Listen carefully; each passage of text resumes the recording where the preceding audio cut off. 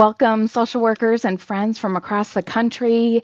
Welcome to our Facebook Live event at NASW regarding the Interstate Licensing Compact.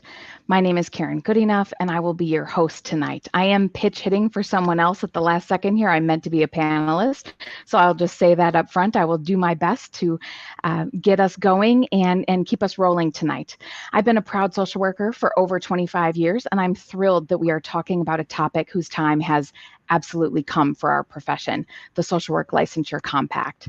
The Council of State Governments has been partnering with the Department of Defense, the Association of Social Work Boards, and of course NASW and others to support the mobility of licensed social workers through the development of an interstate compact. This effort started about 15 years ago with a vision to facilitate multi-state practice among member states and reduce barriers to license portability for social workers across our country. Now, social workers who are eligible to receive an interstate license would be able to serve clients within the member states who have agreed to allow us to practice across those states. So we'll be talking about all of the details of that more tonight. And here's the great news, folks. As of today, over a dozen state governors have passed the compact legislation. We are now the compact has passed in Missouri, South Dakota, Utah, Washington State, Kentucky, Virginia, Nebraska, Vermont, Maine, Georgia, Kansas, Iowa, Alabama, and Ohio. And the legislation has been introduced in about 19 other states. So we are crossing the country here, folks. And in the chat, I'm sure my colleagues will put a link to CSG's webpage where we have a map of all of the country. So if you missed your state in my list and you're wondering what's happening in your state, you can check out that map. And I'll talk a little bit more about that in just a little bit. Our panel here tonight is prepared to explain the goals and benefits of the compact, clarify its association with government agencies, and provide resources which will help us stay informed. We will leave some time for questions also at the end of the program. So hang out and be sure to put in the chat any questions that you have along the way. So please join me in welcoming our presenters. We have with us tonight Mr. Jabri Harris, who is NASW's Public Policy and Advocacy Manager. Say hello, Jabri. Hey folks, happy to be here. Thank you, Dr. KG, for the warm introduction. Absolutely. It's great to have you. And next we have Ms. Deb Riggs, who is Executive Director of our Virginia chapter and also the Metro DC chapter, but tonight speaking on behalf of Virginia. Deborah, do you want to say hello? Hi, everybody. It's wonderful to be here. Thank you, Karen. Appreciate Absolutely. it. And last but not least, we have our colleague, Ms. Caitlin Bison, who is a policy analyst at the Council of State Governments National Center for Interstate Compacts. Thanks for being with us tonight, Caitlin. Thank you. All right, and just a quick little addition to my intro. I just said my name, but I'm Dr. Karen Goodenough, aka Dr. KG. I'm Executive Director of our NASW Minnesota chapter. And I also was on the document writing team for the Interstate Compact. So I was there when we were trying to figure out the ins and outs of what would be in the compact along the way. So thanks to our panelists here for taking some time tonight to help us understand this really important compact and this important topic for all of us social workers. So first, I'm just going to give a little description in sort of layman's terms of what the Social Work Licensing Compact is. So first, I want to congratulate all of my colleagues in states across the country, as I listed, who have already passed the compact, and for those in several other states who are currently awaiting their governor's signature. So many of them have the compact sitting on their governor's desk right now. I want to also note that if the map from CSG indicates that there is, quote, no active legislation in your state, this does not mean that your state is not working on it or didn't work on it this session. It is possible that your legislative session is now over and the bill this year didn't make it all the way through, which definitely is normal. We know that some things take multiple sessions to get through, or for other political reasons, we know compacts might not be popular in your state with your legislators, and thus it might be harder to get through. We do believe that the compact will only be useful to social workers if as many states as possible participate. So please know that we are doing all that we can to try to make that a reality. So what is the Interstate Compact? It is basically a law that if your state passes the compact, which is a law that has to get passed in your state, it will allow you to practice social work in any other state that also has passed that law. Okay, so if you live or work across state lines, say you winter or summer in another state, if your clients move or your clients head off to college or retirement, ideally you would be able to keep that continuity of care with your clients as our world continues to change. Similar to a driver's license, you only get a driver's license in the state where you live, right? And then you continue to renew it there, but you can drive across the country and you just have to follow the rules of the road in each of those states. So similarly, you'll have to follow the licensure regulations of your home state, okay? That home state where you domicile. And so that's things like your supervision requirements, your CEU requirements, the fees that you'll pay, all of that will happen in your home state. There will likely be an additional fee for that compact license also. But you'll have to follow the scope of practice and other laws that govern practice in each state that you're practicing in. So such as like duty to warn, red flag laws, restrictions related to gender affirming care or abortion care, those sorts of things. You will have to follow the laws of each individual state that you are then practicing in across the country. Okay, so it's going to require that we know more about the practice obligations, restrictions, those sorts of things in each of those compact states that we're practicing in. The Compact Commission, which will have one representative from each state that passes the compact. They'll set the fees, monitor the database, and the sharing of information between states, that sort of thing. But all of the regulatory authority will remain with each state. So the Compact Commission doesn't have technical like regulatory authority. It still comes back to each of our state licensing boards. So that's kind of the little backdrop for what this thing is, how it's going to work for social workers just in the big picture. So I want to turn now to some of my colleagues to answer a few other questions. So I'm going to start with Jabri. Jabri, if this is a social work compact, tell us more about why do we need legislators to sign off? Why that whole process? Yeah, so state legislatures play a critical role in the development, adoption, and implementation of the Social Work Interstate Compact. And a big piece of it is taking it from sponsorship and advocacy to the committee review and hearings, which allows for us to have debate and then the voting process. But once it goes past the governor's desk and gives a signature, it really is on to the state legislature to implement the oversight of this as well.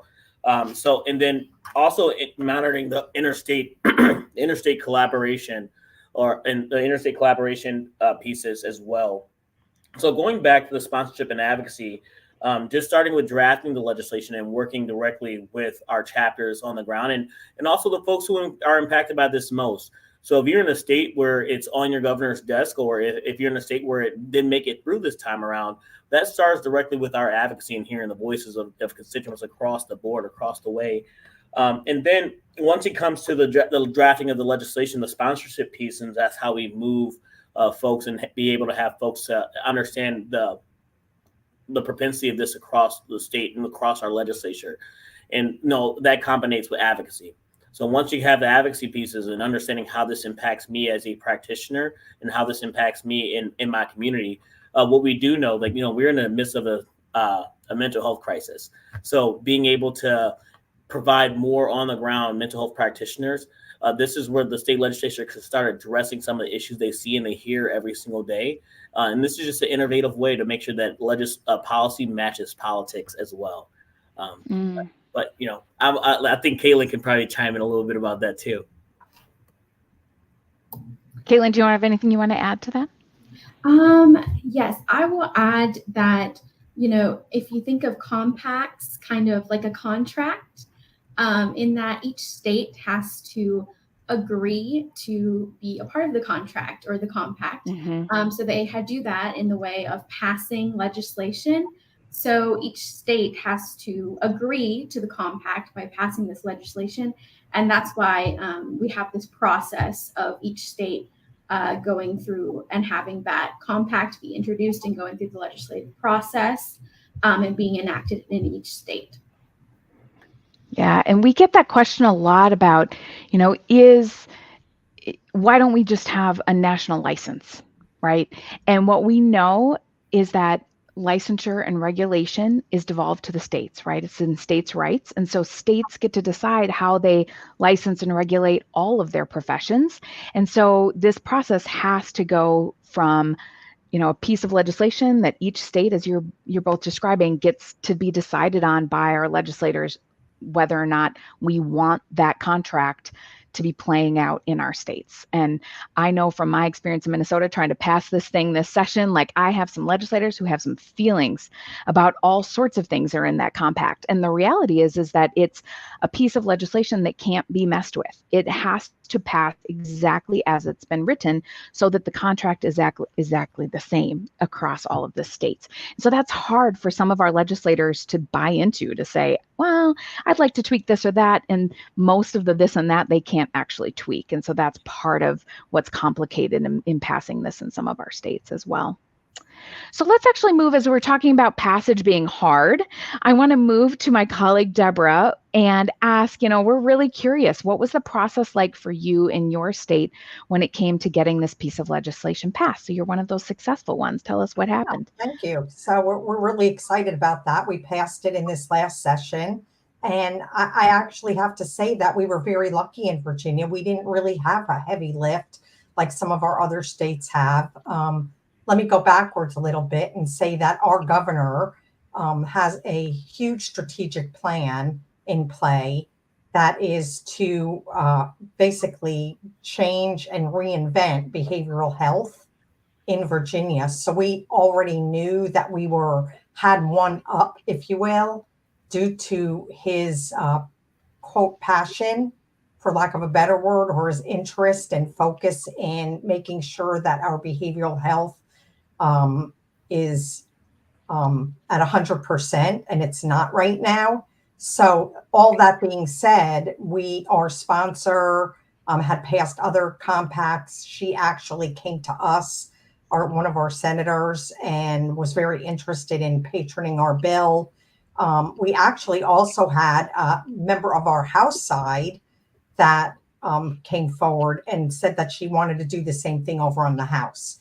So this was something that was really easy for us because we already had so many people so interested, and knowing that social workers made up the majority of our behavioral health providers. So although we have others, we still are the majority, at least in Virginia, with probably about 68% of all behavioral health providers being clinical social workers.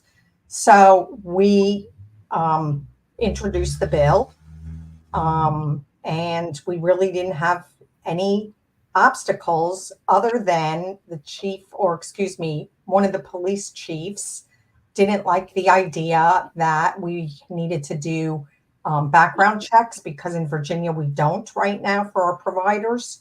But we moved forward with that by stating that we would figure out a way for our folks, if they were in the compact, to have to pay for the background checks themselves, or the Board of Social Work would figure something out. And also, I would like to say that our board was very supportive of it and was excited about it. And actually, one of our executive director of our Board of Social Work happened to be one of the folks on the panel, one of your cohorts, Karen, Jamie Hoyle, who's the executive director of our Board of Social Work and Behavioral Health Boards, was representing ASWB, but on the panel. So she was very passionate about the compact. And the bottom line is we're excited because we know that we need lots of providers in Virginia, and we welcome providers to come to Virginia.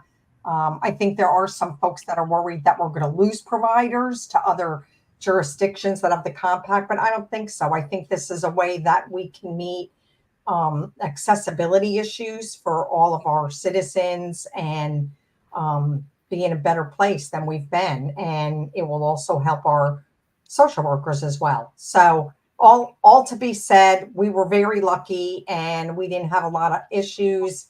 And it went through the end of or the beginning of March, and the governor signed it. No, actually, I take that back. Our governor never even signed it. It just automatically went through. He didn't even have to put his signature on it. Got it. Well, Deborah, you give us an example of one of those sort of ideal situations where both, as you're saying, you have the support of both your licensing board, your regulatory body in your state, as well as your legislature, who generally likes compacts, has passed other compacts, that sort of thing. We Right. have we do not have that same situation playing out all across the country. And I have to say, many of my colleagues had to fight really hard to Yes. get something through. I happen to be in one of those states where there are 8 compacts trying to get through in our state this year.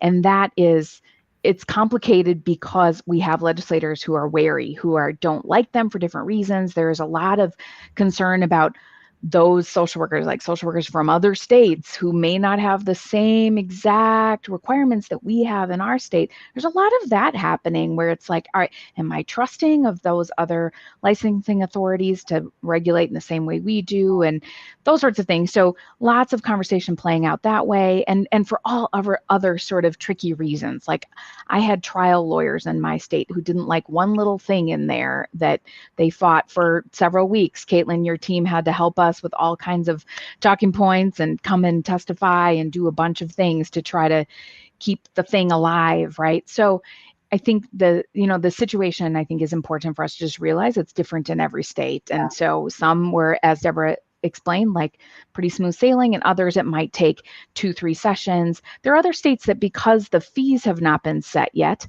they can't really talk about passage until they know what the fees are going to be. And so there might be other intricacies there. Caitlin, do you have other thoughts from watching these happen across the country? Other things that might be holding states up, or insights into what's worked or hasn't worked? Yeah, I would say the biggest thing we see is really just a lack of information about the compact. I'm sure there's plenty of people here that are like, what's a compact? Don't know what that is. And a lot of legislators are the same way. So really, I think it's just about getting as much information about compacts out there to dispel any sort of like misconceptions about it. Because most of the questions are easily answerable and are not anything that, that will be negative in that effect that you may think it will be. So I think really the biggest thing is just getting that education out there as early as possible. For sure. Yeah. So our next question is related to interstate portability, and I'll talk a little bit and then I'll see what my other panelists want to chime in here. But we get a lot of questions about, what does interstate portability mean? So we're talking about working across state lines, taking that license with you, and that sort of thing. So portability generally is a term related to how we practice and how we're able to practice across state lines. It's important for social workers to know that their compact license itself, unless you are a military spouse, will not be portable. Okay, so once you get a compact license in your home state, if you move to a non-compact state, social workers, so say you're in Virginia right now and they have passed it and you get a compact license, but then you move out of Virginia, you cannot take that with you, technically, the way the compacts work. So I think that's important for us to be thinking about, and you will continue to have the option to hold multiple individual state licenses. Okay, so as we know, there are many social workers doing that right now, where they're licensed in 2, 3, 4, 12, 20 states, so that they can practice doing, whether it's, telehealth, or for all sorts of different reasons, people have multiple state licenses. So you will continue to have that option also. So people can continue to hold multiple individual state licenses, and some will have to, because they will want to practice in states that do not pass the compact. And so even if you live in a compact state, if those places you want to or need to practice don't pass it, then you won't have that option. So we'll keep that as an option on the table. But I think it's important for us to remember too, that this is not the last thing that will be done to impact interstate practice. This is just the next thing. And there have been many other things talked about, as we talk about insurance options and all sorts of things, right? Practice is continuing to change. Many of us have only had licensure in our states for, states like mine, 40-ish years. That's really not very long. It's, fairly brief history, and a lot has changed over that time. So that's kind of backdrop of portability. Like you will have this as long as you stay in your home state or you move to another state that has the compact in that state. Or you're a military spouse who this was sort of written for. All of these compacts were written and funded by our government to help military spouses be able to move quickly across the country. So they have a little bit of extra allowance in there. Caitlin, did I miss anything in that little description about how it works to take the compact with you? No, you're exactly right. Thoughts? Your ability to be eligible for the compact is based on you holding your license in your home state. So that is correct. Mm-hmm. No, Jabri, have you seen examples? Yeah, and other things happening around portability?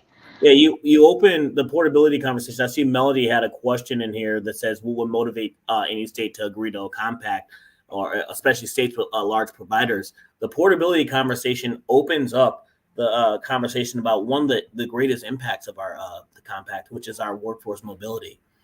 So we start thinking about a state who has disparaging numbers around addressing their mental health crisis, because this is really just an innovative answer to answer the needs of our constituents and our clients who's saying, hey, I want to have health care. I want to have mental health care. I either can't afford it because I'm working, it's not enough providers in my area, or I can't find a provider. So when you think about states who have this massive need, or they see the ability to bring in other practitioners, skilled practitioners who have gone through rigorous processes in their own state. And that's one of the things that kind of hold up why we have the model legislation, so it can be some common consensus across the board of being able, what it means to be a practitioner, a social worker. So when we start thinking about some of the states, and especially the portability conversation, some the states that don't have licensure, is going to be the headache of reciprocity that some of us all have known too often and too common. And that serves one of the greatest reasons why we want to pass this compact, to take the burden off of our social workers to do the jobs that they care about. Because ultimately, we want to make sure that we're doing our part, our civic part, to address the crisis of the mental health in our country.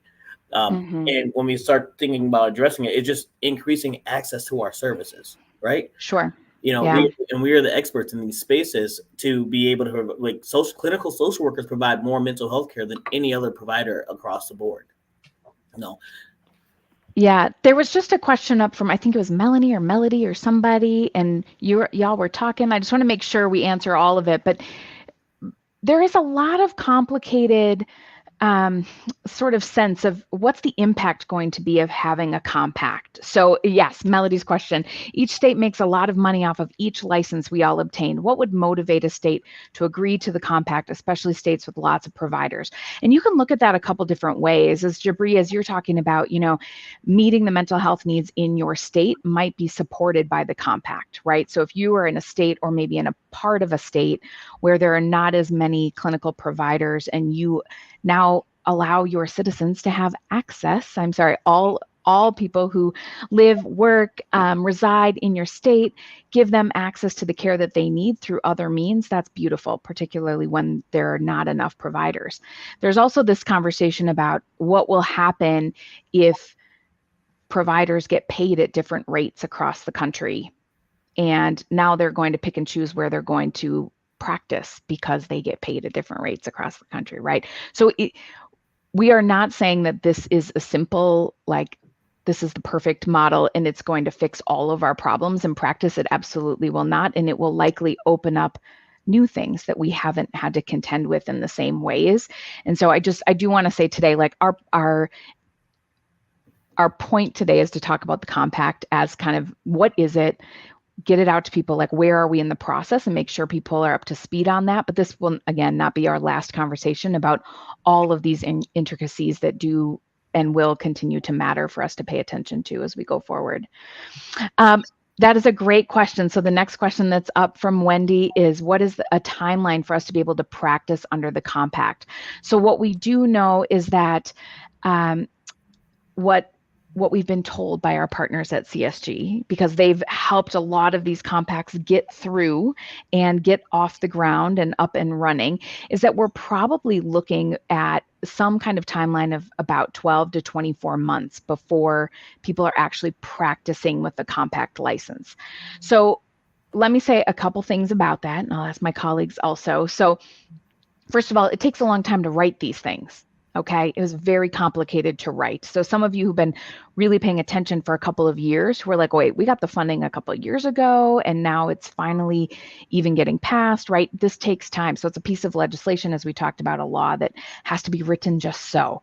And so once we got it drafted, went to public comment, got it finalized, CSG actually warned us that it could take considerable time, potentially years, to pass it even in enough states to get the commission up and running. And I told CSG, don't worry about that, because social workers, if they know nothing else, which they know lots of things, but they know how to advocate. And when we want something, particularly from our legislators, our NASW chapters step up and get it done. And we've seen that now. So we moved it very quickly from finalizing the actual piece of legislation to getting it through.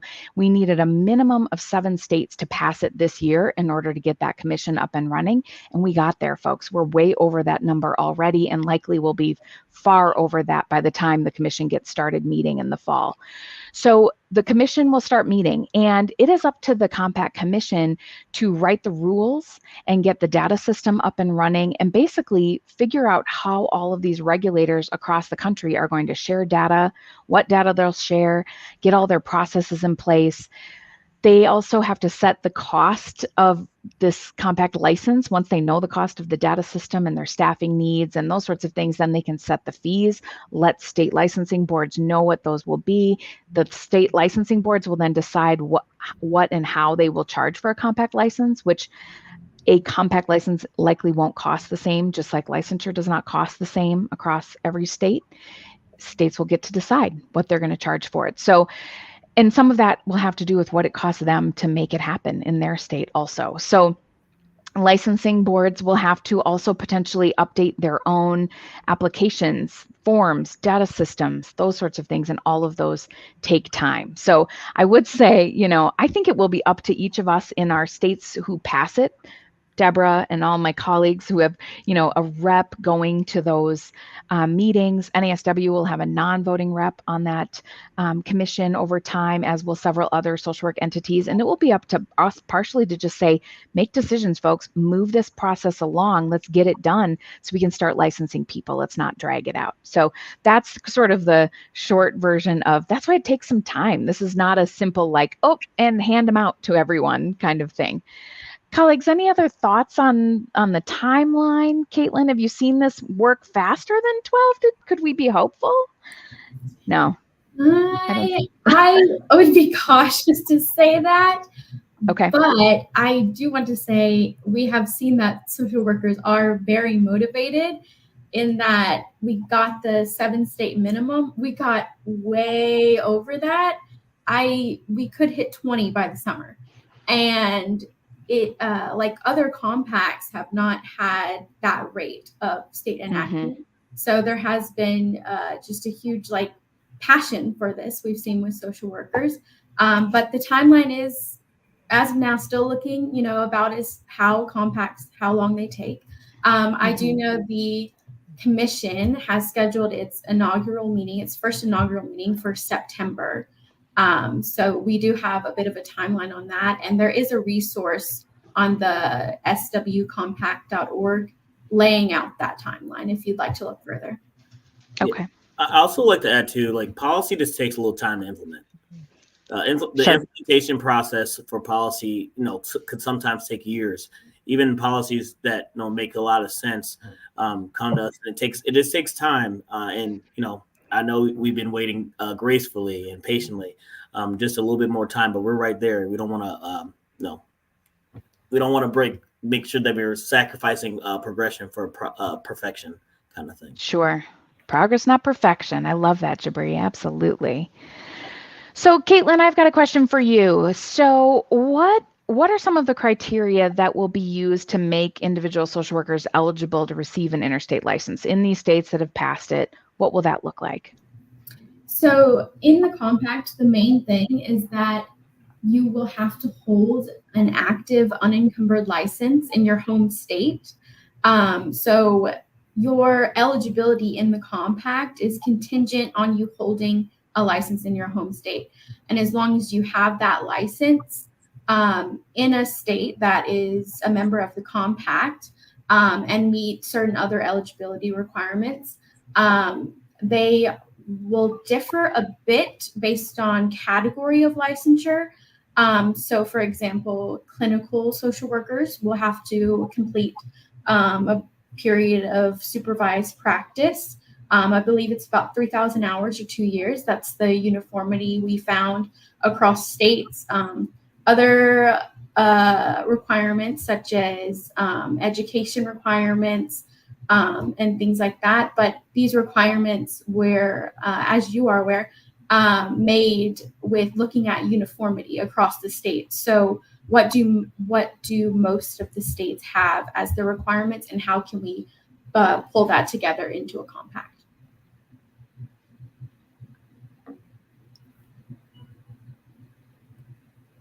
Dr. KG, you're muted. Sorry, I just realized that. And Deborah, did you have other thoughts on that from your state, getting people access to practicing with the compact and what it's going to take in your state?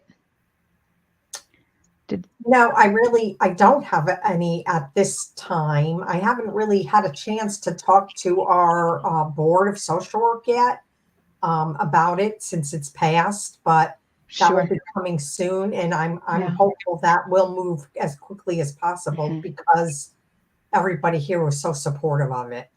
Yeah. Absolutely. Yeah, I think as Caitlin was talking about, the compact has kind of the basic parameters of what it takes to access the compact. Each of our states might have to change a little bit of the requirements in our home states, as you were talking about, Deborah, like some states don't like the background check requirements and those sorts of things, and might have to implement something in order to meet all of those requirements. So I think that's important. I do think that the conversation that's happening across our country about changing our exam requirements and potentially eliminating exams in some states, alternate pathways coming into place in states like Minnesota, where we're working on other options for people to access licensure. Those are also complicating the conversation a little bit, things that we're having to take into consideration while we're also trying to pass the compacts and get people access to interstate practice through this tool also. So we have so many questions from our audience. So we're going to talk just for a second about kind of what this allows us to do or not do, but I want to start just answering questions from our audience here today. So go ahead and drop one in there. That's fine. What can we do to further the states passing this? Yeah, I think that's a great question. I do think that reaching out to your NASW chapter in your state is really important at this juncture. Many of our states have other social work groups that are also part of the process. So in my state, we have a coalition of licensed social workers, which is all of our social work groups. It includes our clinical society, our school social workers, our nursing home social workers, our Hmong social work coalition, our Black social work association, and we are all working together to make this thing happen. Every state's a little bit different, right? The lay of the land, who has staff, who doesn't, that sort of thing. But what I can tell you is your NASW chapter exec knows what's happening and kind of where the process is.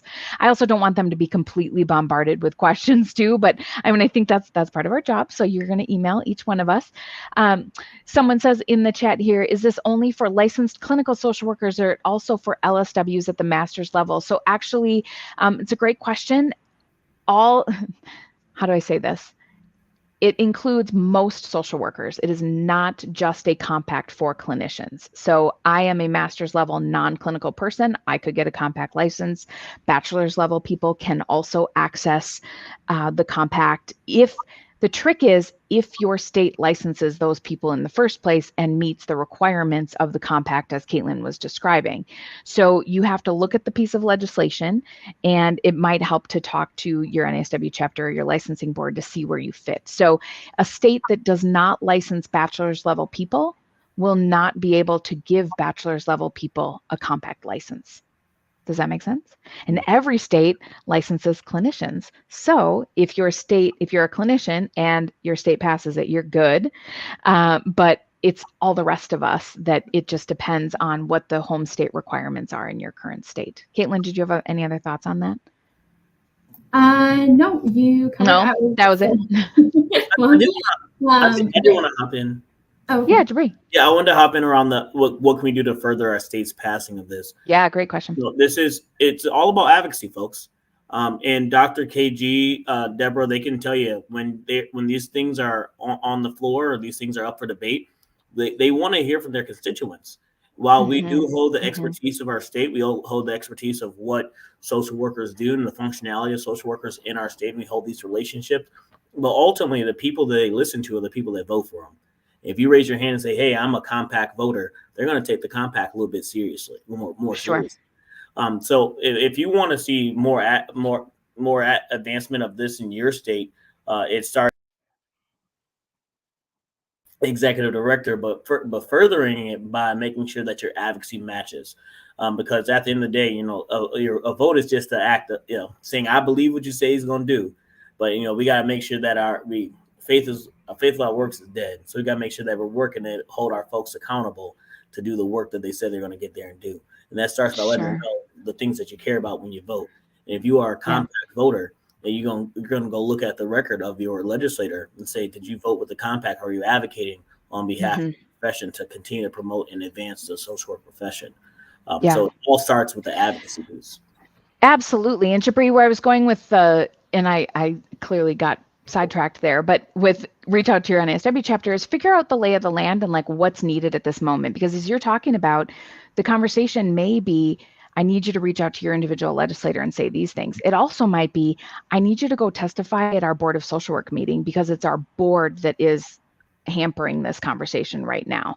Or it could be all sorts of different things at this moment. And so I do think there's so much nuance. I've had some folks reach out in previous Facebook Live things we've done like this who said, can I just bring the compact in my state? And the reality is, if it hasn't been brought already, it's likely somewhere. Like it doesn't help us to go and like start your own bill, right? That probably will not help the process. So, but someone, would be able to fill you in on where we're at in the process right now. Yeah, you brought up a great point. It's all about collaboration because across the board there's social workers in almost all fields. So if we don't collaborate, we start working in silos, it starts to work against us. So yeah, you're right. It starts with reaching out to your folks and seeing where can your advocacy be most impactful. Yeah.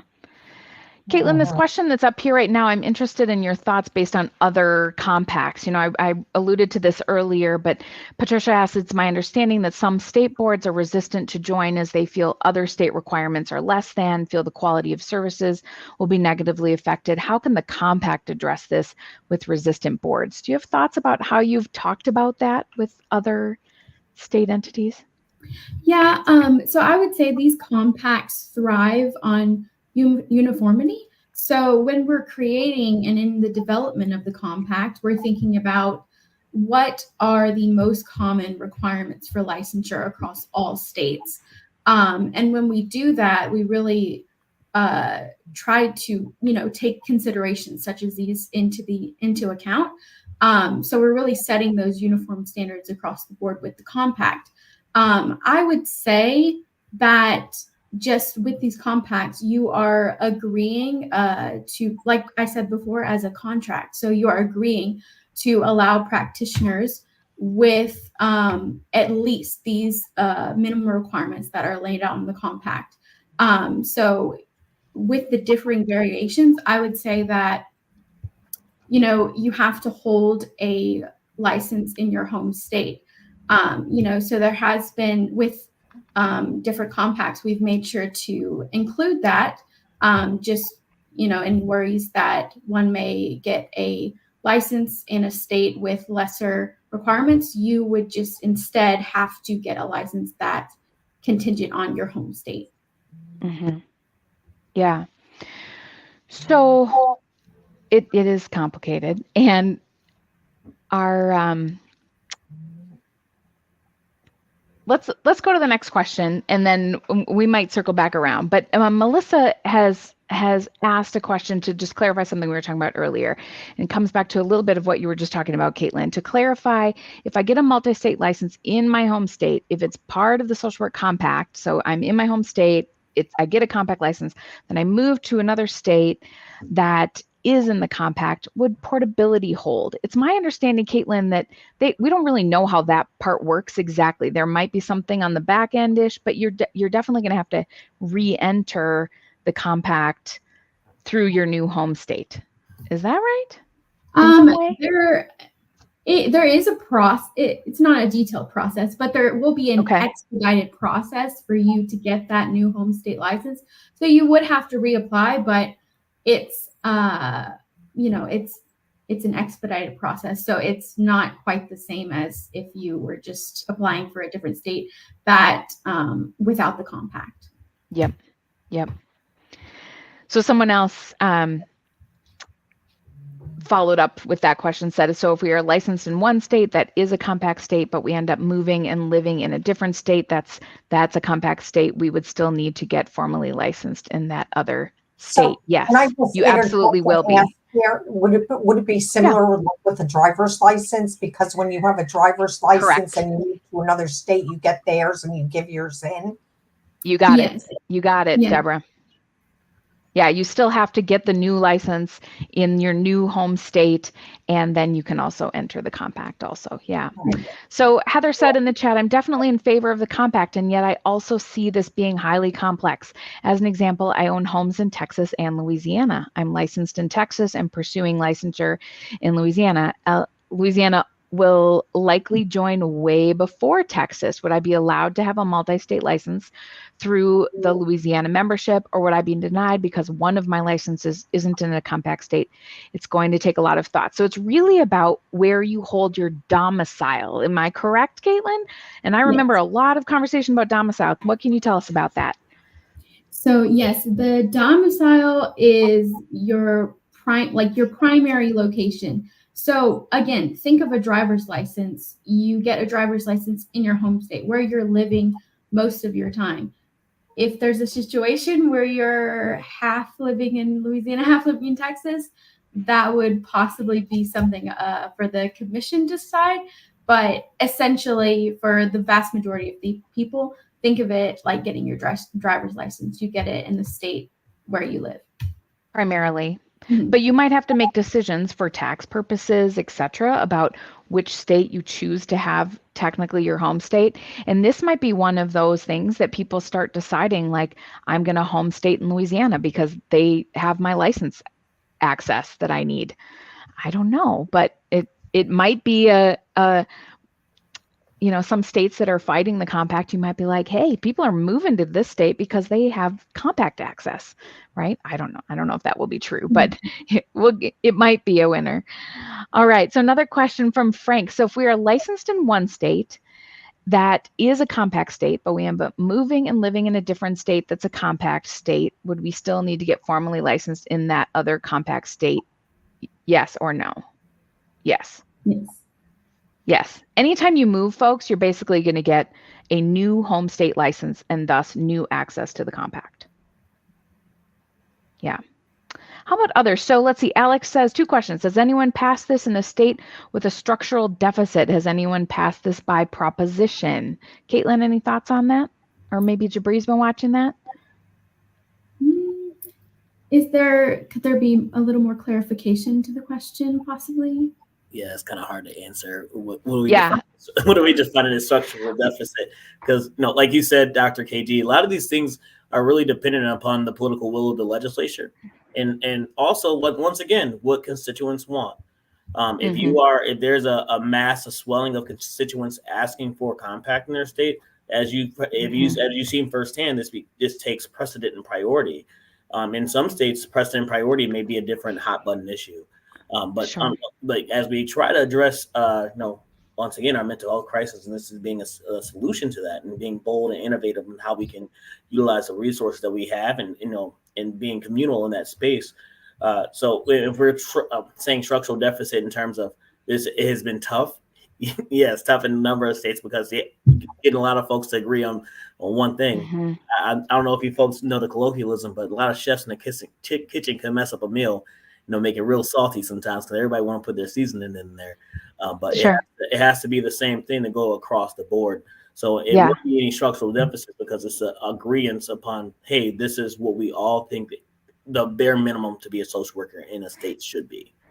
Sure. And I think the financial side of that question, I think, it really depends, Alex, on how your state funds licensure and regulation, right? So every state funds their licensing boards maybe slightly different. In Minnesota, all the costs of licensure get funneled directly to the licensees. We don't pay for any of it through the general fund.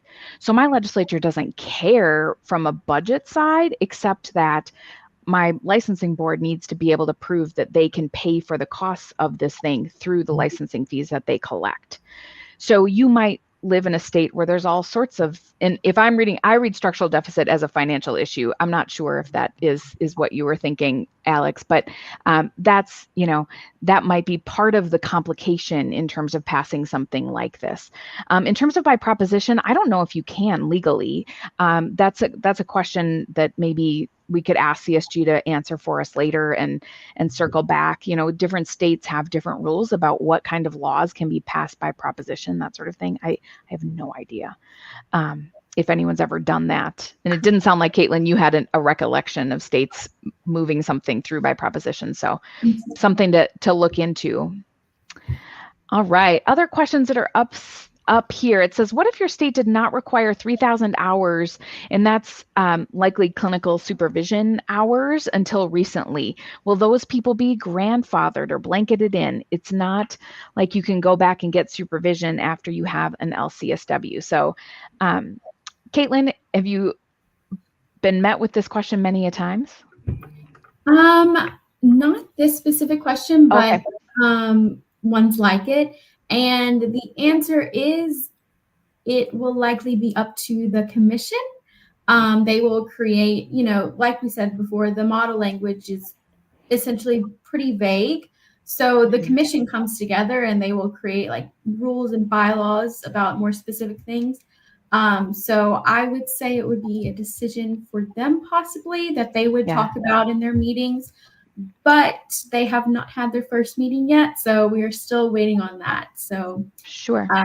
To be answered soon, I guess. Sure. And some of it, and there's some nuance in there, but the legislation as written requires that states currently have a certain threshold for minimum requirements. And as long as they meet that, anyone that came in prior to those requirements would count in some of the grandfathering language that is in the statute. So I think people could look up each of those individual little pieces, see if it's already, that nuance is already spelled out in there. And then, as you said, and that's where we're saying the commission's going to write a lot of rules. They're going to make a lot of decisions about many of these nuanced sort of things. And that's part of the work they have to do over the next year or so. Yeah.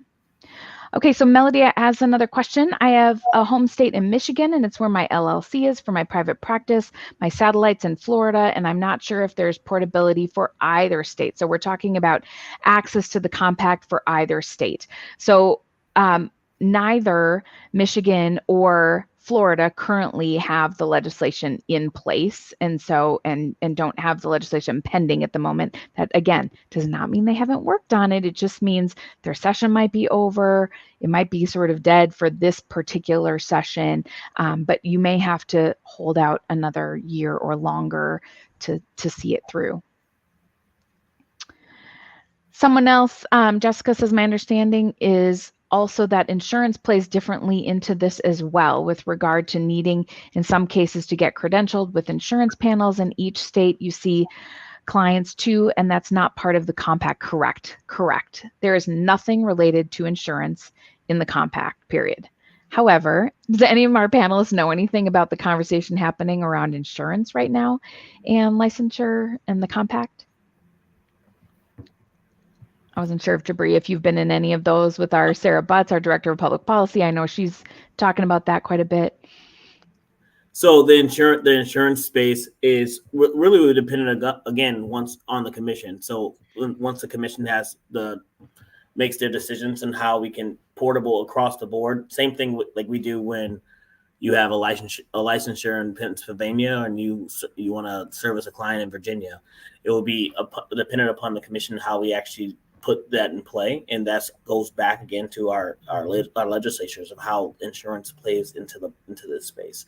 And and once again, it comes for a space. This is where your advocacy comes in. How do you want that to look? How do you want this to play out? How do you want to be a part of this conversation? And how does this conversation really impose upon your state passing the commission as well? So another person says, so a compact license will not allow you to go back and forth and be dually licensed in each state.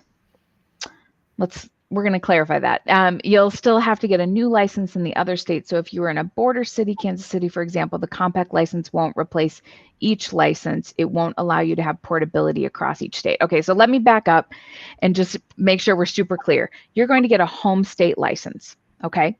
So if you live in a border state. So I'm in Minnesota, so I'm going to talk about what I know. So I'm going to talk about Minnesota and Wisconsin, okay? I have lots of people who live and work along that border, okay? If they live on the Minnesota side and they work on the Wisconsin side, they will have to get a home state license in Minnesota. And if both Minnesota and Wisconsin pass the compact, that person can practice in both without carrying a single Wisconsin license, ever applying for a Wisconsin license, ever talking to the Wisconsin licensing board. They won't have to do really anything with Wisconsin. They'll just hold Minnesota, and as long as both of those are compact states, they're good to go.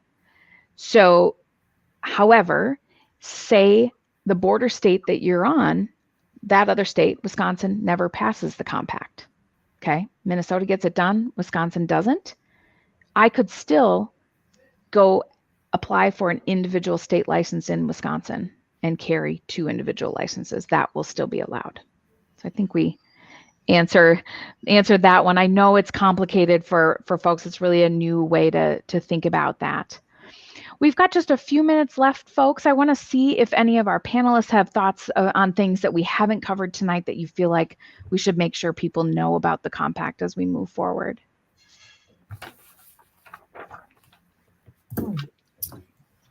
I could add just, again, think of it like your driver's license. So you'll be holding one license and you can drive or you can practice in all other states. The caveat is all of the states have to be a part of the compact. It just so happens that with your driver's license, all states happen to be a part of it. So you don't have to think about that as much. But with this, you would have to keep up with how many states and which states are a part of the compact. Yeah, I think that's really the trick here, Caitlin, is that we have to get from this worrying about the license itself to worrying about what's allowed in practice in each of those states that you're going to practice in. That's going to be really the more complicated thing, I think, that individual practitioners you need to be thinking about. And we at NASW are talking a lot about that. So Deborah and I and my colleagues are talking about, like, how are we going to train folks to know what they're allowed to do in all of these other states? Because they know what they can do in their home state in terms of practice. And now if they want to, expand and practice across many, many states, they're going to have to know the rules of the road in all of those states. And so that's really going to be complicating things for us as we move forward now. Yeah. And I would just add that I think it's really important, even if without the compact, that you understand your state's regulations and rules that govern your license. So when you go into the compact, then you'll have one up because you'll already understand that whole process and understand it from your state. So then you'll be able to have an easier time, I think, understanding, oh, well, in this state, their rules are blank, blank, blank, or their laws are blank, blank. I think it's important, too, to drive home just the benefits of legislative involvement in the compact, because 1, it increases mobility for social workers. 2, the consistency and standards that we're talking about, those regulations of knowing the states across the boards. We're going to have some consistency there. And then 3, the public protection. It facilitates better regulation oversight that enhances public protection through shared information and cooperation spaces as well. And then the efficiency of licensing. streamlining the licensing processes and reducing administrative burdens that we oftentimes see, which sometimes hold up in reciprocity and things of that nature, is just the administrative burden. And now when you have this compact, it alleviates the administrative burden. So now we start talking brass tacks, dollars and cents. How do we start saving some money here? Why some states may think this is more economically feasible? But ultimately, by actively participating in the Social Work Interstate Compact, state legislators can create a more flexible response and unified regulatory environment that benefits both social workers and the communities that they serve. So I think it's important that we drive that home when we start thinking about compact. It's about making sure that we have a regulatory environment so we're not pulling some gotcha on social workers who oftentimes do this out of passion because they love the work that they do. And try to file for reciprocity, sometimes it can be, $600, $700, $800, upward to $1,000 to get licensure, and taking new tests and things of that nature would add additional financial burden to practitioners that we care about so much here at NASW and our membership base, and which bars not. And when we start hurting social workers, we start hurting a grander society in general. In which, while we have this mental health crisis that we're currently facing and sitting in. Ultimately, I think we should drive home the fact that there's so many benefits to the compact. It ain't perfect, but it is for sure perfection. I mean, sure. It's progress. It's progress. You got me. I got you, Jabri. Caitlin, any final thoughts from you? I don't think so. You, as social workers, the benefits can be, greater access to new markets. It will be more feasible to have multi-state practice. The Social Work Compact is one of the few compacts that does mention telehealth. So greater access to technologies like that. And also a big benefit we hear of is continuity of care. So having clients move across the state, and if they move to a member state, you will still be able to see them, that being a big benefit. As for driving home some benefits for states, access to care, like we've mentioned before. And then also the fact that social workers are also constituents, and removing that red tape for them is a great benefit to them. Absolutely. Deborah, anything from the state that's gearing up to get going on the compact here? Yeah, just really excited to have that going, and we have to be patient and go, but making progress, as you said. So that's most important. Yeah, and absolutely. I would just say, I just want to add one other thing to the question that came in prior, and it's to always call, especially if you're a member, always call your chapter, because they can help you and guide you through regulation and the rules in the state where you might want to get once the compact's in play. So that's what we're here to do, is help you and guide you and be on the journey with you. So keep that in mind, please. Yeah, absolutely. And I know someone had commented about South Carolina not being in it, and you have regulation pending in South Carolina. So just a note, it's still moving over there. Just one final thought, and then I'll close this up. But my final thought for all of you is this: that social workers were the ones who got licensure done in the first place. We worked really hard as a profession to establish ourselves as a profession, to do the work, and licensure and regulation is there for the purpose, from regulators' perspective, of protecting the public. And for us as social workers, it's kind of this dual purpose of protecting the public and protecting the profession. And so as we're working on this and talking about this, I just want to come back to all of us and say, hey folks, this is for us, by us. We should, if it's not right, let's fix it. As Jabri said, this is one of many, many, things moving out in our world and, at our legislatures, and we can keep tweaking and keep moving as we go forward. So I think having all of us at the table working on it together is really powerful. And we're good at this advocacy thing, social workers. So just final comments. To learn more about the Social Work Compact and its progress across the country, I want you to visit swcompact.org. So that's where you can find the map and watch the progress of things happening. You can learn more about CSG and their role in all of this. And to get involved with advocating for the compact in your state, please contact your local NASW chapter for available opportunities. Your voices, our collective voice absolutely makes a difference. As we come to a close, I want to just thank our presenters again for your time today and for working really hard every day on our collective behalf as a profession.